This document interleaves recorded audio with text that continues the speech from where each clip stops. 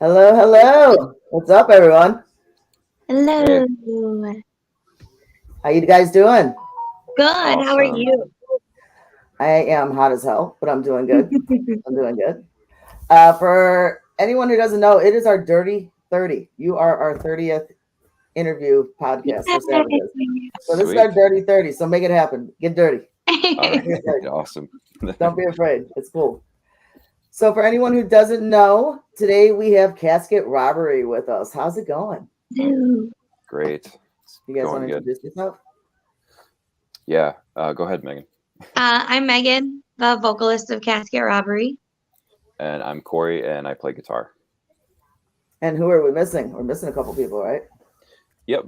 We've got Brian, our bass player, and then Eric Schultek, or Brian Bukowski, and Eric Schultek on drums. Well, But hello to just you guys. Sorry you yeah, couldn't make it. And of course, I'm Fran the Savage, and with me is one of our most recent Savages, MJ. How you doing, hon? I'm great. Happy to be here with one of my favorite bands, actually. So this is awesome. Thanks for having me. Yeah. You did say that when I said I had them scouted. You're like, that's one of my favorite bands. She was stoked. I'm like, are you in? She's like, yeah, I'm in. awesome. That's so cool. So how have you guys been? How's the year been for you? How's it been treating? Good. Good. Busy. Really busy. Yeah. Yeah, we're finally doing not as many shows as we normally do, but we're working back into it, since the last couple of years, obviously. Right. But it's been nice. We've been doing some home shows, some regional shows, stuff like that. So we've been keeping busy, and then finishing up some little things on our album that will be coming out later this year. Do you have an ETA on that, or just this year? Not set yet. Yeah. Very soon though. Yeah.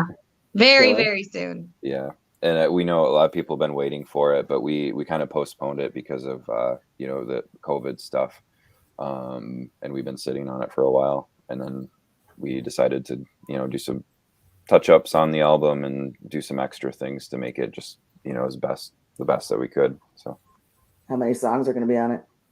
there'll be 10. Nice. Yep. Killer. Yeah. Go ahead, Mindy. I'll let you go for a few. I tend to go. You know how I'm sorry. Well, I personally am excited for your album, and I know how that goes with the process of, waiting to get everything done and then waiting on the studio to get everything done. So, what is the one thing that you guys are looking forward to when you get back on the road? Really just seeing everyone.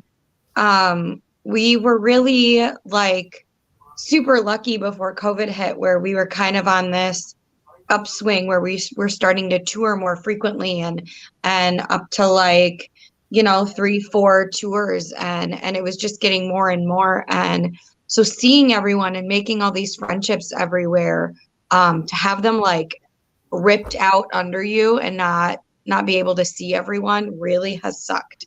So I'm looking forward really just to talk to people and hug tackle them again. So I'm the same way. I just say I'm going to maul you when I see you. That's my way of Oh, saying yeah. I'm going to hug you Yeah. get out of here. I'm just going to maul you. So what has been your favorite fest that you've played so far? Any memorable moments? Oh, Full Terror Assault was really rad. yeah. If anybody hasn't checked out that fest, definitely. Yeah, Full Terror was really fun. Yeah. What was your most memorable moment? Anything crazy and wild? At that fest particularly, I remember we played early. I forget what day it was, but it had rained like horrible downpour all night. And it's like a camping thing. Like you go there, set up camp.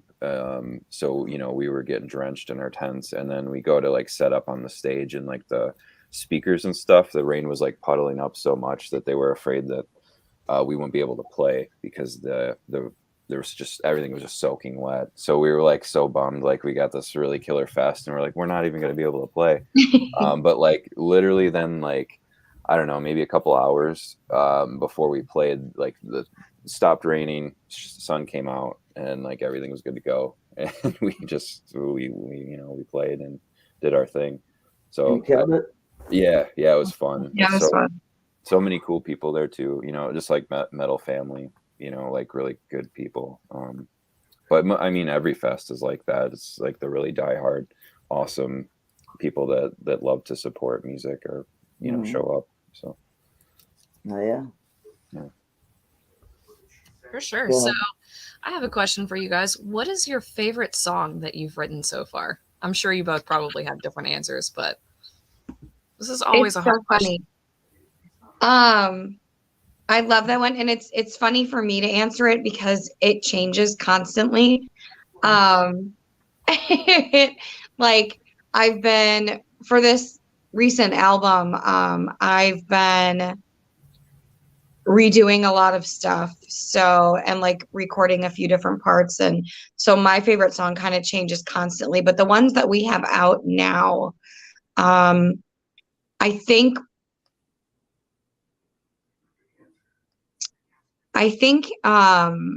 Hideous is my favorite right now.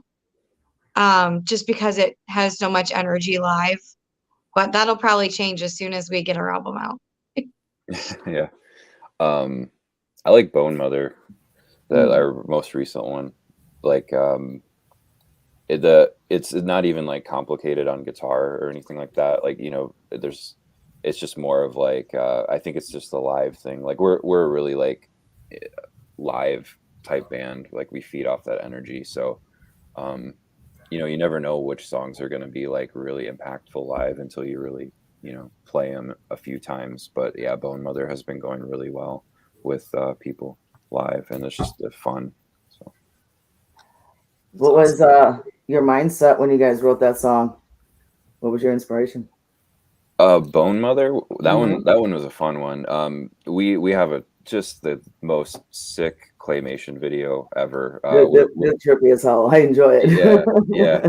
We're super fans of Shane and Budget Blood Productions. We reached out to him, and it was so cool. Like he's a fan of exactly like the same kind of horror movies. We are like kind of like the tongue-in-cheek, a little bit cheesy horror.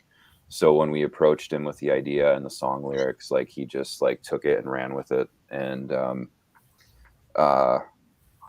yeah, I guess I forgot what your question was already, but yeah, I don't know. Just right. I guess the thought process on writing that was just we took that idea of the Bone Mother Baba Yaga theme, like the story of that, and then like just wrote the song around that, basically, like all the weird sounds and stuff, and then the video too. It's just like we try to capture that feel.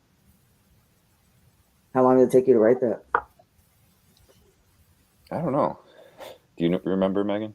No, I don't. I think I had the idea of just going with Baba Yaga, and like that kind of just flowed straight from that. So I think that one was written pretty fast, honestly. Yeah. It tends to, the most common way we write is like I'll have like one or two guitar ideas that I record on the computer. I'll give it to Megan, and then like kind of what happens then is like she'll come up with like a few lyrics, and then once she does that, I kind of get an idea of like the theme of the song, and then I'll like rework the whole song to fit the vibe of the lyrics, to try to bring it to life visually. I guess that's kind of our big thing. So I think the big thing with Bone Mother was in the chorus, those guitar squeals or whatever in there. As soon as she had that chorus line in there, I threw those squeals in there to kind of accent like a creepy feel. I don't know if that makes sense, but like that was specifically written for those lyrics to capture that, but yeah, and then we'll kind of do that. It's like a puzzle piece. So sometimes songs take a really long time because it's like a back and forth of like rewriting stuff to fit lyrics. But yeah. Well, it's killer. Your videos are trippy as hell. Your music's killer. Every time I hear it, both you ladies, man, the way you guys scream, I'm just like, that's all I think. Like that would be me in 5 seconds. Many people would be happy though. It would shut me up for a day. Maybe. Maybe. Yeah. So you guys actually answered the question I was going to ask you, was how you go through a writing process. I know a lot of bands do it several different ways, so that's kind of a cool thing. So what are some of your influences? Like, are you guys really just into a lot of metal? I know a lot of metalheads listen to a little bit of everything, so it's always a great question to ask of, you know, who inspires you, I guess? Yeah. For me, I think it's just like music in general inspires me. I like listen to a lot of metal. Like Randy Bly is pretty much what got me into like wanting to scream and do that. But otherwise, really as a band, we take most of our influences from horror and from horror movies and stuff like that. Sometimes even when we just want to get into like the writing process and doing what we're doing, we'll throw on a bunch of horror movies and just like watch those for days to kind of get into that mindset. But yeah, there's that. I listen to a ton of stuff. But yeah, Corey probably listens to even like wider stuff than I do. Yeah, I was just gonna say Megan's the most metal. Our bass player Brian too is like really into. He listens to a lot of different metal stuff. I'm more of the guy that's like all over the place. So I'll listen to like. Lately, I've been listening to a lot of like synth wave, and like I always like 80s new wave. The stuff like that that's like so not metal. And I don't know. I'm sure a lot of the metalheads would probably. I know a few that listen to that kind of stuff too. A lot of us are musically well-rounded. I'm not a musician, but still definitely a metalhead. I mean, I grew up with a hip hop family. You know, I just went left as I got older. Awesome. Yeah. No, that's cool.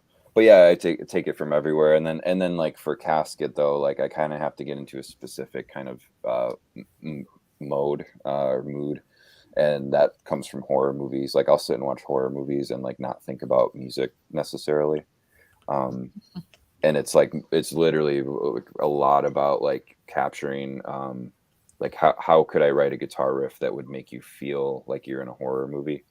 That's kind of what I'm going for. Not even like thinking about the guitar really. It's more just about the whole picture. So that's awesome. So who's your favorite killer? Favorite serial killer? Yeah. From the movies. We'll go with movies, not real life. We'll do that next. Oh, in movies. Oh, for movies. You watch a bunch of horror movies and killer slasher movies. Which one's your favorite? Oh, okay. Let's see. Mine is definitely Michael Myers, Halloween, because I'm like a huge John Carpenter fan, like fanboy. Oh, sweet. Oh yeah, you got Scream too. Scream is a really favorite. That's just funny as fuck. Yeah, You want if a I good could laugh. choose a real person, it's definitely Ghostface. But if I could choose a monster, it's Pumpkinhead. So yeah. Great answers. That's awesome. Definitely. Go ahead, man. I'll let you go, MJ. Well, I mean, we were getting to that point. Actually, that's a good question. What is your actual favorite serial killer? I used to do a lot of documentaries on real life serial killers, so it's kind of cool to know who people like to read about, I guess, the most. Let's see. Probably for me it'd be Ed Gein. Yeah, right, because it's like there's so many movies inspired by him, and just you know, I don't know. That's probably like the all-time. Yeah, that's a good one. Like, I really like. I mean, because she's like, there's no actual like account of her, but like Countess Bathory, the song like Bathory that we have that was previous to me. I really like the idea of that. Or like obviously Jeffrey Dahmer and everything, because we're from Wisconsin and all that. But I yeah, would say Charles Manson too, but like I don't know. There's dispute on whether he actually really killed anybody. I guess I don't follow too hard into the serial killer stuff, honestly, but he's quite a fascinating, uh, crazy dude. So He was a musician too, which I think is yeah, yeah, yeah, I didn't know that. have you listened to some of this stuff? yeah. It's Yeah. so weird. It's It's weird. very strange. Super weird. What did he play? Or did he sing? I don't know. The stuff I've heard is just him like I don't even know. No.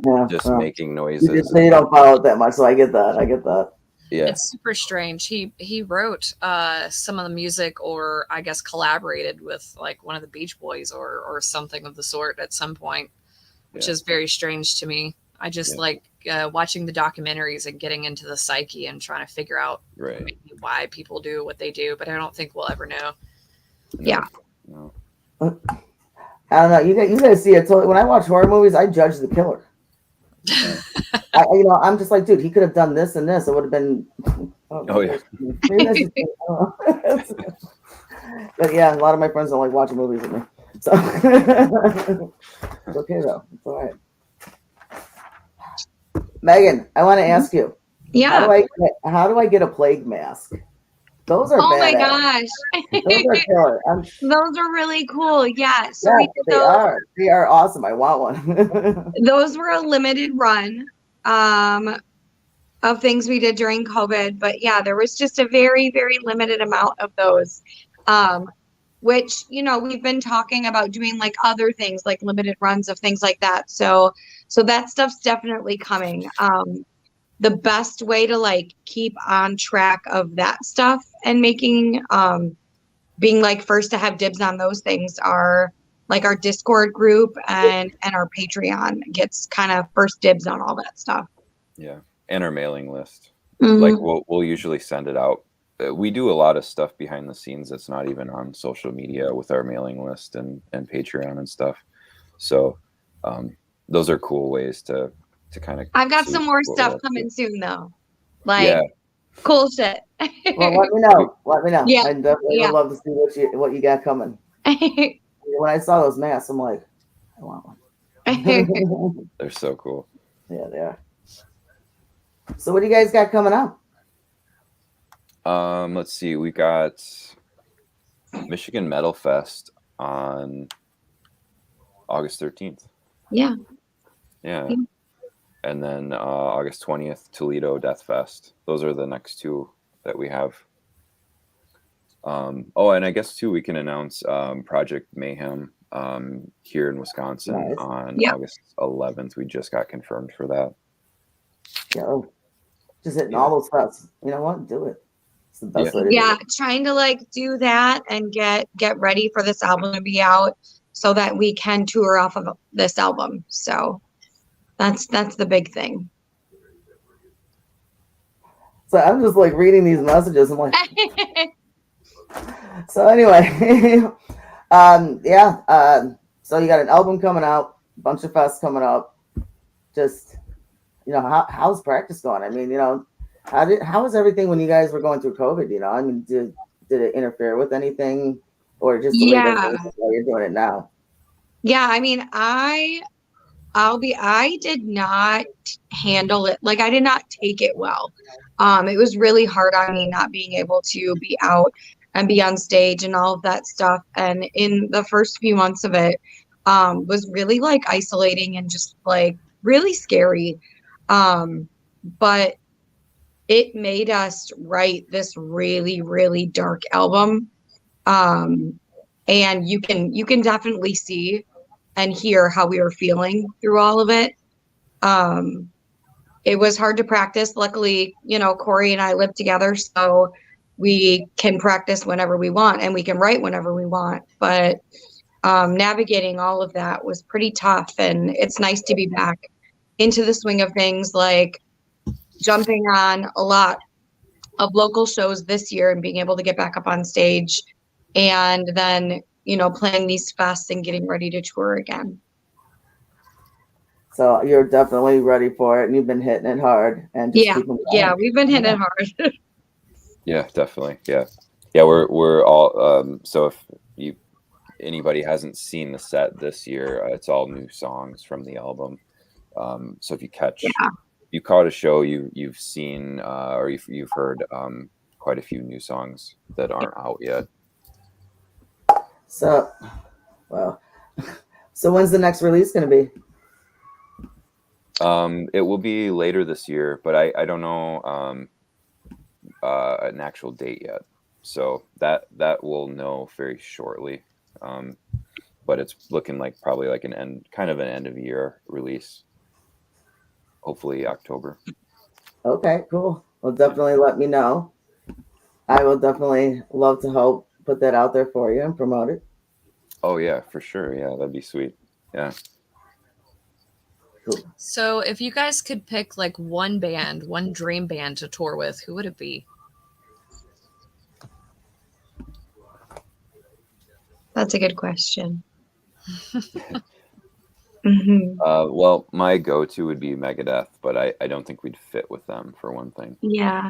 But That'd for still be cool though. yeah, it would. Oh yeah. Probably Cannibal Corpse. Yeah. Yeah, that would be super fun.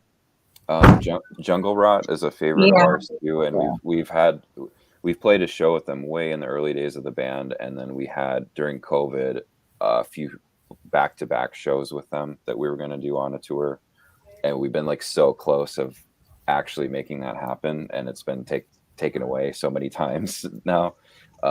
Jungle Rot would be a cool one. Yeah. Awesome. Go ahead. Okay, so I've got a couple more questions. I always try to ask from a musician's point of view because I think it gives a little bit more of a perspective, especially since, I know all the questions that probably drive me crazy that I don't want to ask, all the things that people don't ask. But if there was one festival, like, is there a bucket list festival for you guys that you would want to play, or a bucket list show that you've always wanted to play since you started? I think like the stereotypical, like, I mean, and everyone wants Bakken. Like, Yeah. everyone wants Bakken. Maryland Death, that would be rad. There is one in Canada that I want to play. But now I'm literally blanking on. But yeah, those are like the big, I guess, like the bucket list ones. Yeah. For me, it'd be Maryland Death Fest for sure. Yeah. And hopefully they come back because they said they're going to take a break this year, 2023. But yeah, that would be awesome. What's yours, Mindy? Probably same answers. Things like that. And, I kind of just want to branch out across the country. I don't really care. It doesn't have to be a big name, but I want to kind of get off the coast. We get a lot of offers for like Blue Ridge and stuff like that, which is like super close to us. But I would love to, branch out and maybe play out somewhere in California or something like that, just to kind of to go out and see what kind of fans we would have out there, because I know they're out there. We just haven't been able to actually meet them and hang out. And it's like Megan said, that's my favorite thing to do when it comes to tours and playing shows. It's just being able to meet new people and make new friends, new family. So I think for me, it's anybody that would have us away from the coast. I'm tired of playing the coast. Yeah. California is fun. Through Texas is fun too. But yeah, out west is super fun. God. Texas is a blast. I don't know. We're like super fans of Texas. I think because of the food. Well, there's a great metal scene in Texas too. Yeah. We have a lot of friends that actually are from Texas, and their scene is just awesome. So I play in Texas. Cool. We get to play in Las Vegas next year, and I'm kind of excited to nice get further out that way for Apocalypse in the Desert. That's cool. Vegas is cool. Yeah. That's awesome. Congrats on There's a decent scene out there too. That's what I hear. That's what I'm most excited about. It's not really that it's Vegas. It's just that, I hear there's a great scene there and a lot of people that actually like our music. So I'm excited to meet everybody out there. Yeah.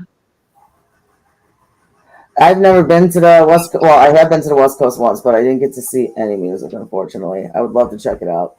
Definitely Texas. That's where I want to move. I just want to go like Southwest. Just Yeah. I love Chicago, but I hate Illinois. So. Well, there's nothing in Virginia. So, what kind of scene do you guys have in Wisconsin? How's that? We're pretty lucky. We have a really cool metal scene in Wisconsin, and it's kind of throughout the entire state, honestly. We're more in like the southern one, but we have a lot of friends in like the northern Wisconsin stuff, and that kind of bleeds into the Minnesota scenes too. So all of us kind of constantly play together, and there are some really, really amazing bands coming out of this area. Yeah. Madison specifically, Yeah. our hometown is super supportive. We built like a really cool over the years we've been playing. We built up a really cool death metal following here with all the really killer bands. That's amazing. Here in Virginia, we have nothing. In Northern Virginia, you have, a lot of really cool bands, but where I'm from, you have to drive hours to even find a music venue. Yeah. We don't have a bar here. So it's a lot of farmland and not a lot of metal. So you guys are super lucky. Yeah, the Midwest is definitely just surrounded by all kinds of metal. It's just nonstop here. It really is. It's nonstop. Yeah. So, according to your personal feelings, what do you think are the essential qualities of a good musician? Number one, I think, is just to be chill and easy to work with. Yeah. You don't even have to be to start a band and be like a successful musician. I mean, you don't have to be the greatest musician, but you can't be like out of your mind, be crazy, So we like, that's one thing. I guess I'm going off on a little bit of a tangent, but like, through all the years of touring and stuff, it's like you got to be able to be a person that 5 other people can sit in a van with you for 8 hours a day. And that's not easy. Yeah. But yeah, and then races all the time anyway. Even if you're home, it doesn't stop. I know. Right. But yeah, and then you have to spend time on your craft though too. You have to be able to play your instrument, obviously. Right. Yeah, I think like riding that line with like always wanting to be better and to work on your own instrument, be it whatever that is, while still being able to be influenced by all of the people around. Like, I love the vocalists that I come into contact with. Like, everyone's so supportive. I've been really lucky that everyone's so supportive, and I can take like inspiration from all of them while not being like, well, they do that and I don't, or something like that. Like, dropping that ego that like there is literally room for all of us to succeed in this. A little like friendly competition is always going to happen, and it's good. But I don't know. I'm so thankful of like the friends that I've made through this, just by being like influenced by them and like sharing things and all of that than really anything. And that's how I met Mindy. Like, I think that's super important.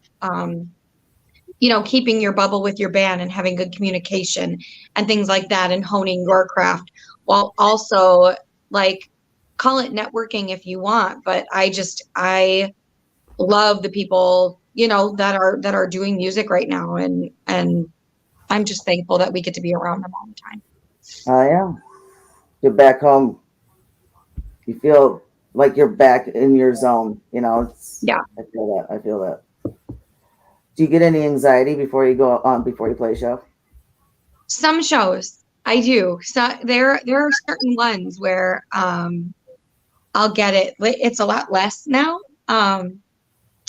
More so when I have to like sing in mine and Corey's other like acoustic kind of thing.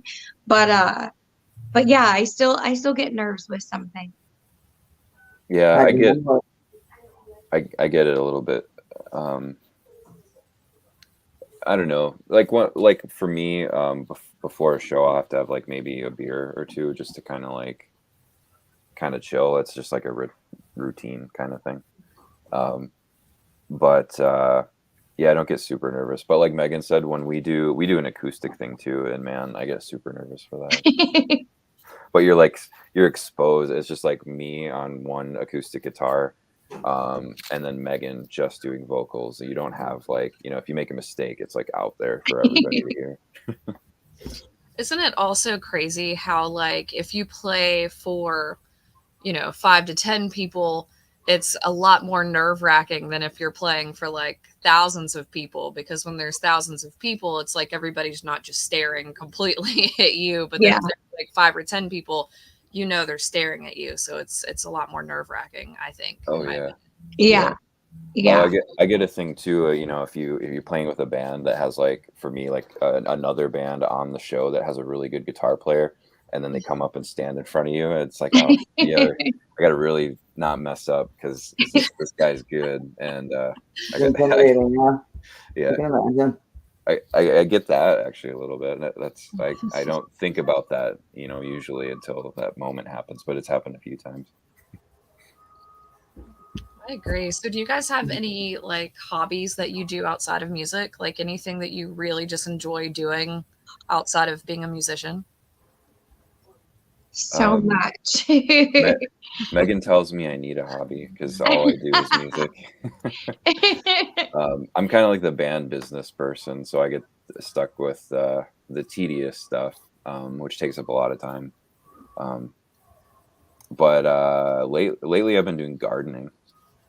Yeah, you have. So, stress relieving. Yeah, for sure. Yeah. You got a green thumb? I know I don't, but I'm trying. I guess we'll see this year. You will eventually. Just keep doing it. Yeah. All right. I read a lot. Yeah. Megan's got a lot of cool hobbies. I sketch a lot. Just a lot of stuff. Like anything like artistically where I can get it. I can cross stitch really well. So I make really inappropriate and like horror themed cross stitches, and they're fun. Yeah, stuff like that. But I read a lot. I want to see some of your cross stitches. I will totally show you. They're really cool. Actually, where is that one? Corey has one. Is it on the table? No, it's upstairs. Here, I'll be right back. Give me like okay. It's upstairs. You can keep talking. I'll be right back. I don't know if he's gonna be able to find it. He's a dude. He's not gonna be able to find it. Just saying. I'm actually I hide things from people, and then I end up not knowing where the hell I put it. So it's a damned if you do, damned if you don't for me all the time. So you know what? I'll wait for this one until he comes back because I want him to hear this question. I'm gonna skip around on. Do you think your goals have changed from when the band first started? I think my goals are constantly changing, honestly. I think like, I'm sorry, I'm also reading comments. Like I jumped into this as the second vocalist of this band, when the previous vocalist left. And so it's been nice kind of being able to have different goals and set them, and then like seeing other things or kind of just adapting to the way the world is right now and then setting different goals that way. So yeah, I think my goals do change, but the core of them pretty much always stays the same until I can attain them. So do you ever feel that you've already you found that one, you cheated. All right. Yeah, this is an older one she did, but this is the Evil Dead one. What does that say? Dead by Dawn.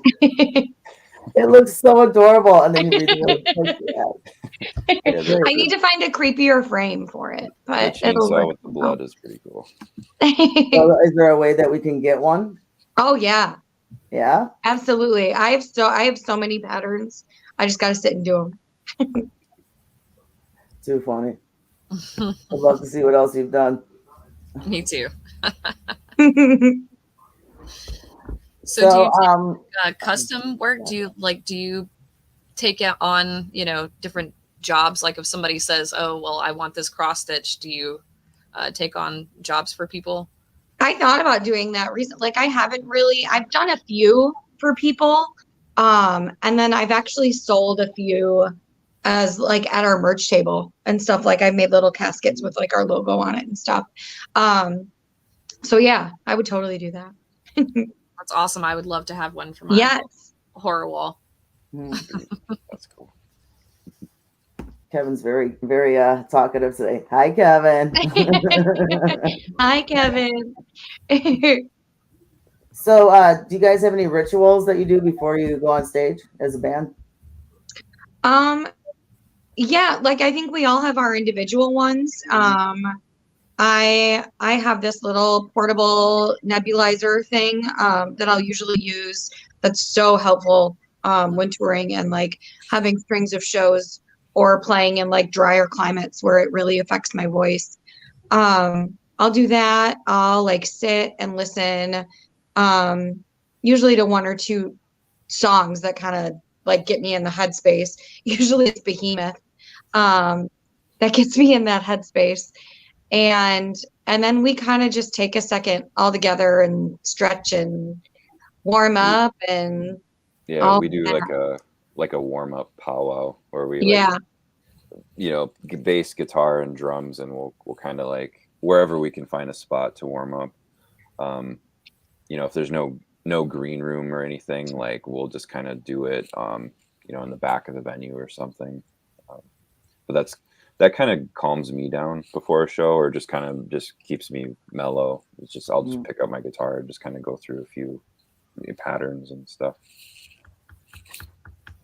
Nice. Well, that's good. So it's a calming for you to listen to Behemoth. That's great. See, I get violent. Right. My inner thoughts are like swing, jump, bounce. You know, you know. So, do you think there is a link between ethics and music?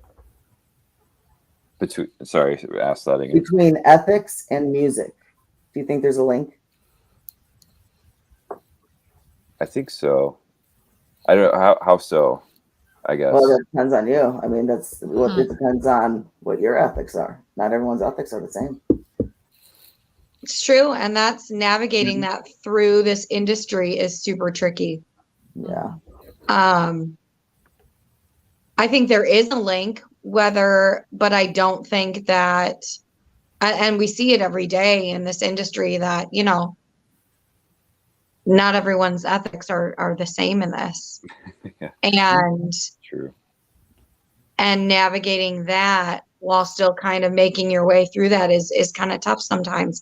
I think you have to be very, very strong in your convictions and your morals and your own personal ethics when navigating all of that, and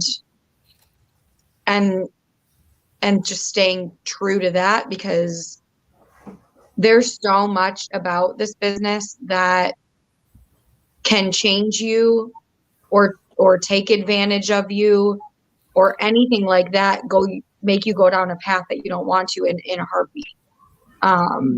So knowing who you are, I think, is really, really important. Very good answer. Very good answer.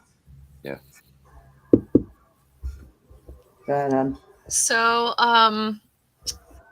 how do you think, or do you think that, since you guys are together outside of the band, do you think that affects your relationship in any way, in a positive or negative way, since you actually have to work together in your career as well? That's a good question. It does, and I think long run, obviously positive, because we have to be strong to be able to do this, and our relationship has to be strong to be able to do this. It gets like navigating it bleeding into our personal relationship is tricky sometimes. It is. So communicating is like really, really, really important, and space and knowing when to shut that off is important, because shutting off with how invested we are in this band and how much this band is a part of our lives is really hard. Thank you. Is really hard to kind of figure out where each of us stands in all of it and making sure our relationship is like tight. Yeah, I think it's just communication is the big thing. Like communicating when, you know, like maybe band stresses are bleeding too much into personal life, you know. Right. Like that's a hard thing. So it's like you gotta be able to shut it off and like just you know, we'll take like a weekend and like get away from everything Yeah. or whatever, like no phones. Social media is the hard one because that in itself is like pretty toxic, but then you add like the fact that you have to be there for business, you know, that gets a little hectic. But yeah, if we can But shut our on the phones- other end, like I get to do this with my best friend, and like we can wake up and be like, hey, you want to go record? Or hey, this would be really cool for a song. Or we'll just like sit there and like look at something and see it, or we'll be out and see something, because that's what happens most of the time is like we'll see something and be like, hey, this would be really cool for this. And being able to have those conversations and then have that person right there with you to be able to talk through them and like back you and support is just great. Yeah, definitely. So who's the most stubborn between you two to work with? Oh, probably me. That's good. You called yourself out. That's good. Yeah. That just means you know what you want. Yeah, Yeah. right. No. Yeah, I can get pretty like, you know, like just in the zone and like just all about. I don't know. Yeah, I'm Corey's a pretty typical Capricorn and so much business, like Yeah. so much work in business, and so that is fun. It's good to be driven. Yeah, it's not a bad he is thing. very. This band literally, like, I know I do a lot of the talking and I do a lot of the face of everything, but like this band would not be where it is right now without the hard work that Corey puts in. He works harder than literally anyone I know, and for this, and everything that we've been able to do from this point is because of the very, very long hours that he puts into it. Well, Corey, thank you for sacrificing yourself for the band. You guys Yeah, are doing killer. You guys sound kick ass. So thank you for that sacrifice. yeah, no problem. Don't burn both ends of that stick, though. I keep I telling know. people that, and I never listen to it myself. I never. Right. Oh yeah, I've hit burnout a few times in this band, but I don't know. I have to work. Like I just like working. I just like it. So, you know, it's not like I don't feel like I'm sacrificing anything. So That's good. That's good. Hell yeah. Oh yeah. Okay. Have a whole list. It's all good. So So what made you guys want to be a musician? When did that start? oh, that was the same question I was going to ask. I've been singing since I can remember. Really, like I remember having like one of those toy little like recorder things that you could like put a tape in and like have your little microphone. Oh, Kind of like a walk around karaoke machine for like small children. I remember that, and I remember like singing Christmas songs into it. So pretty much just forever. I really didn't get into like thinking that I could be in a metal band until right around like 20 though. I didn't think I could do it and kind of just did it on a whim. And I don't know, even that first band for me was kind of just like, I want to do local stuff and things like that. And then, you know, meeting Corey, and then a few years later, like having to step into Casket, opened up just this huge world for me. And after that first tour, like Corey knew, like I was hooked. I was like, yeah, this is what I want, you know? yeah. You did merch on the first Casket tour. I did. When we had our previous singer, and I think you were more into it than anybody else. Yeah, that was like the Signs worst. were there. They were there. Yeah. That was like one of the worst tour. Like we had bad luck that whole It tour. was. It was a like the very worst bad luck tour. ever. And like Megan was just like crushing it when everyone else was like, you know, trying to figure out what the hell to do. So that was pretty cool. I remember like our van we had tow our van, and like Megan and I stayed with the van on the side of like an interstate, freezing in this like wet, cold grass in this ditch, waiting for this tow truck at like 3 a.m. And then this crazy guy came and picked us up and towed us, and then we like slept in the back of the van in some like podunk town in the middle of nowhere. We wake up in the morning. Town. Yeah, this old Super guy is creepy. like in the morning. This old guy like walked up to the van and looked inside, and he was like, well, "What the hell are these people doing here?" You could tell he was like freaked out that we were like parked at his business, you know. And so I had to like walk in and explain to him, like, "Dude, our van broke down. Taking a nap. That's why we're here. Like, sorry, we're sleeping in your parking lot, man." But yeah, Well, better safe than sorry. But you know, at least you got to sleep before he found you, so that's good. Yeah. Yeah.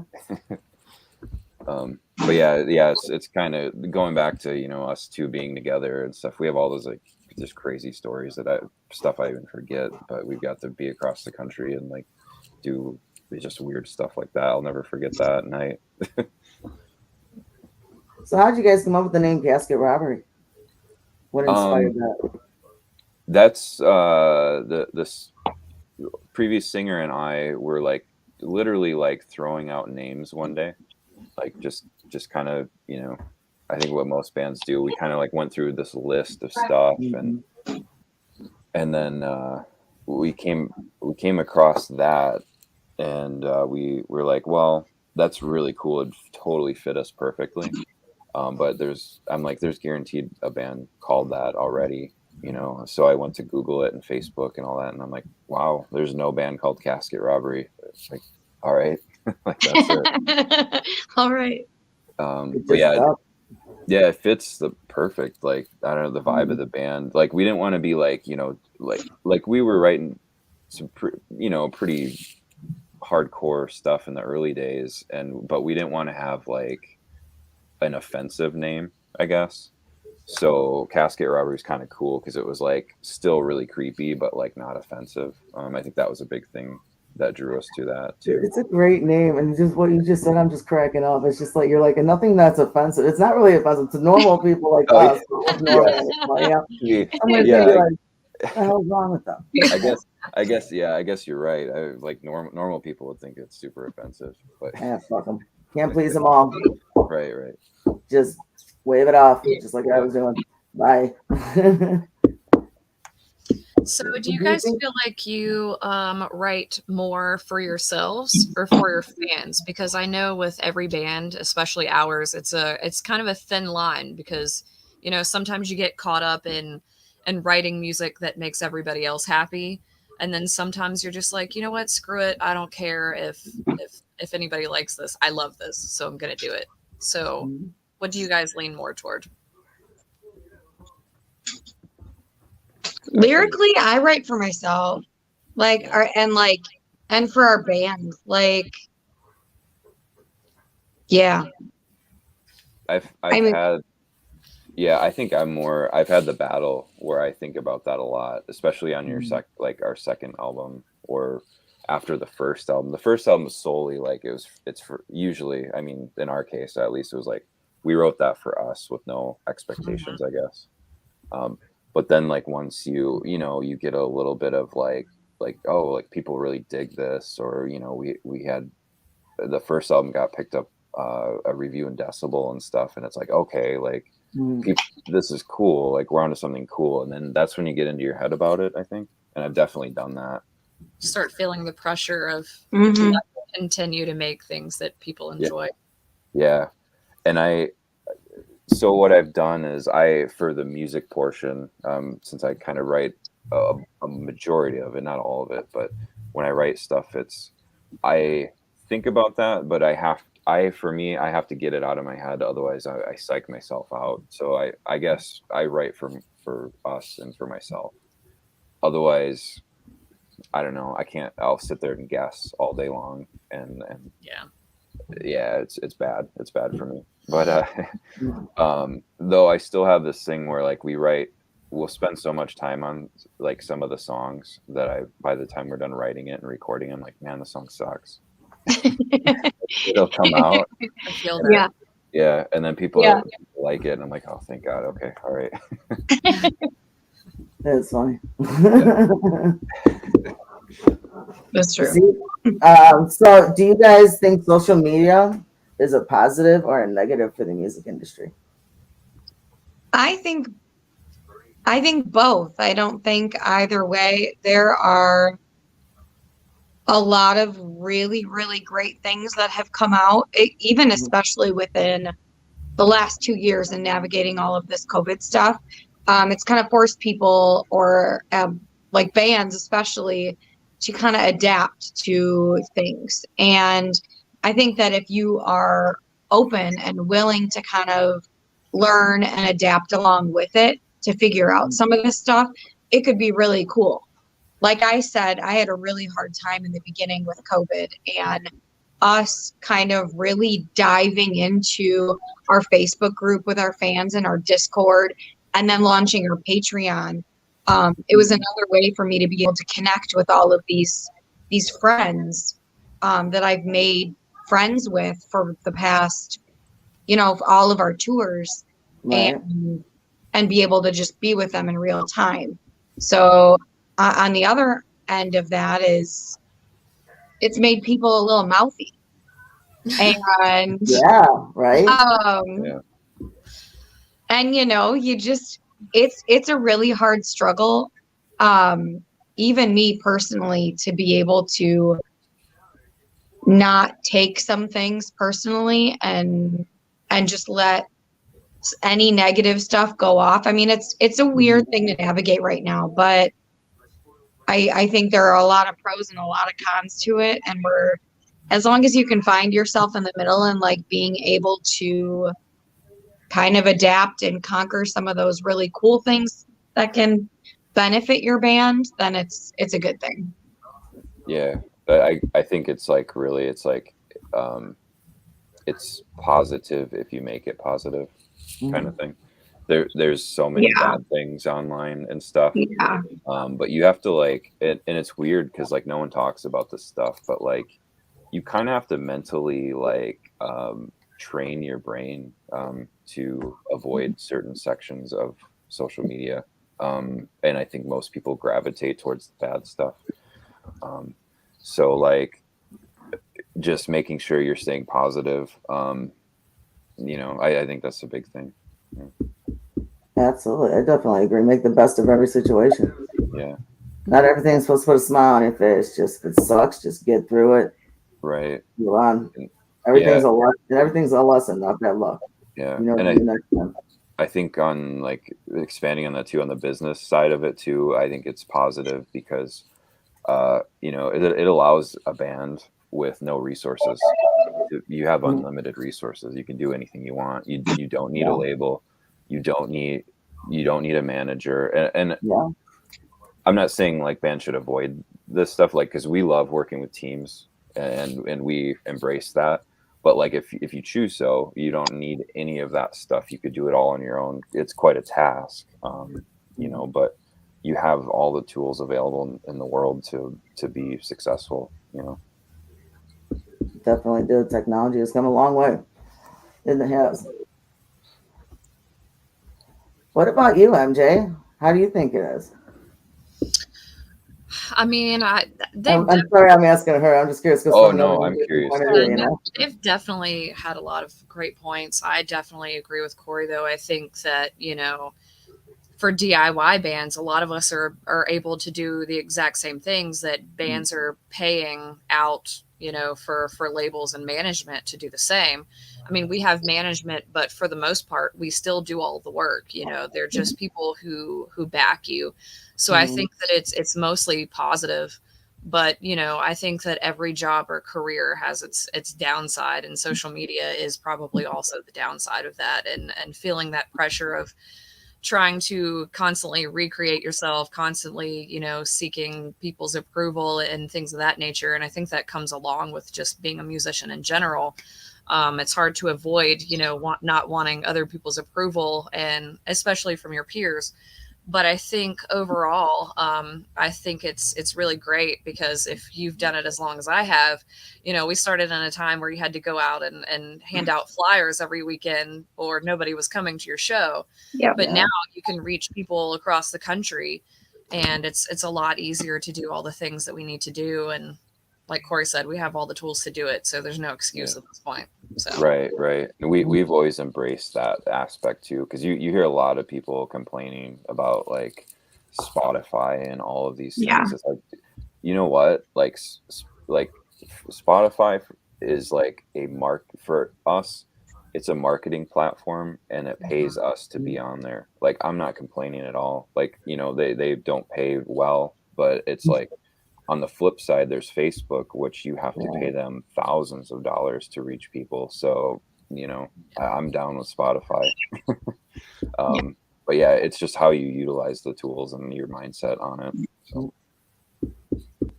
agreed. Makes sense, though. It's if you're not going to do it, then you're going to have to pay. But if it's there at your hands, why? I get it. I get it. Well, and I think also that everything pays you, whether it's, exposure or money. We don't do this because we need the money, obviously, or we would not do this at all because none of us are rich. Even national bands these days are paying out, thousands and thousands of dollars just to be able to tour. So I think that everything that you do and every platform that you have pays you in some way, whether it be money or not. Otherwise, there'd be no way for us to put our music out there. You'd still be having to buy CDs when now you've just got the music at your fingertips at the click of a button. So, yeah, that's totally awesome point. Is there anything you would like to change about the way social media works with music? I think it's hard to, with social media and with all of the various platforms, especially for all of us to kind of get on top of and become really well at doing, is kind of realizing that you almost feel like you have to be like on and available like at all times. And having some boundaries and kind of knowing when to kind of shut your phone off or have set business hours or things like that really help so that you don't feel like you literally are only being on social media and really not forwarding your craft at all. And it gets kind of muddy with all of the things, that you have to be on and learn how to use these days. But yeah. I would say, just personally, I wish it was like MySpace days. No algorithms. No like team of people So many people say that. We got to go back to MySpace. Right. let's do it. Yeah, I mean the algorithms now, like, and I'm kind of talking about Facebook specifically. Facebook isn't meant for people to promote their music. They don't want you on there doing that. I mean, it's not you can do it, but it's not necessarily like in your favor. So like the algorithm thing, I wish wasn't a thing. That would be so awesome. Like, you follow a band, you get to see everything they post. And I got to give a shout out to Band Bond. It's a really sick app that they take all these bands and then they funnel in their social media. And if you follow a band on there, you get to catch every one of their posts. There's no algorithms. So there are people, I think, kind of trying to get into that. So. And what's it called again? Band Bond. Band Bond? Yeah. Yep. Very cool. Yeah. And yeah, if definitely if Dying Oath isn't on there, you should check it out. It's very cool. I'm gonna do that as soon as we get off. Yeah. Yeah. So I got like one more question. If you want to ask anything, Minnie, you can go ahead. I think one of my favorite questions that I've ever been asked is, what is the best advice that you've ever been given as a musician?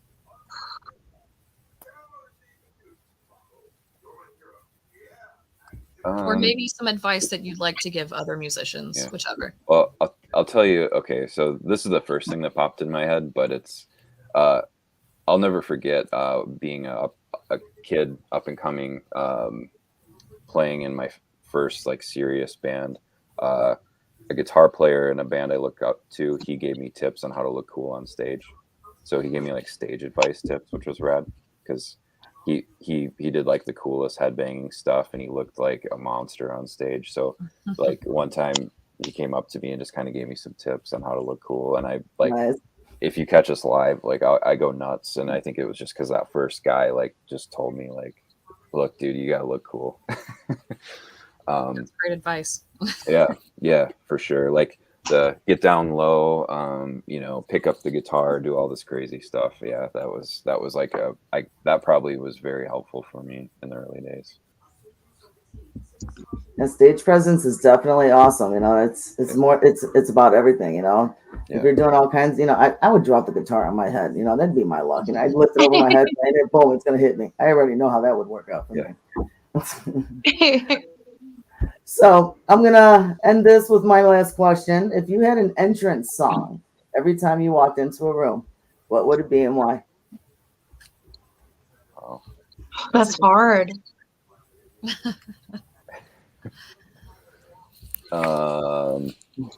Gosh, I really gotta think about this one. I know. I'd want it to be a Lamb of God song. I'm not gonna lie. Yeah. What about you? What about you, MJ? What would yours be? Oh, I was not expecting to answer this. I know it's really hard.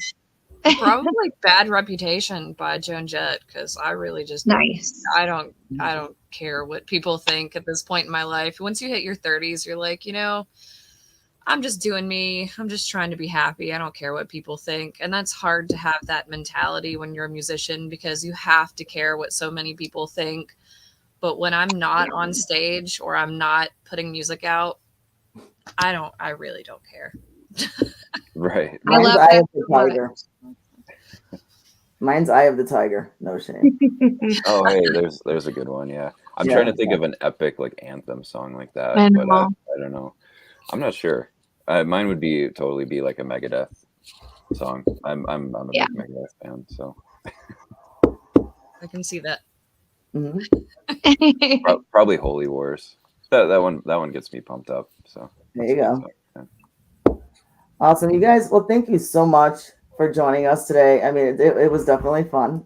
Had some interesting questions. Had some interesting comments going on that I'm trying to go back and forth between for a while there, so I apologize. Yes, I am Kevin. He's like Fran going Rocky 3. It's an Italian thing. Just saying. So for fans, if they what platforms can they go on to look you up, and where can they find your merch? Literally all of them, all social media platforms. We've got a Discord group that is super, super fun. And that we do a lot of really cool stuff in. You can go to casketrobbery.com where you can find all of our merch, all of our news, really everything. Yeah. And if you want to get like direct links to all of that stuff, we have casketrobbery.com/linktree. And then everything's there. You can, or you just go casketrobbery.com. You'll find it too. So. Awesome. Yeah. Okay. I got one more question. I lied. Yeah. You need any spare shovels? Just I'm joking.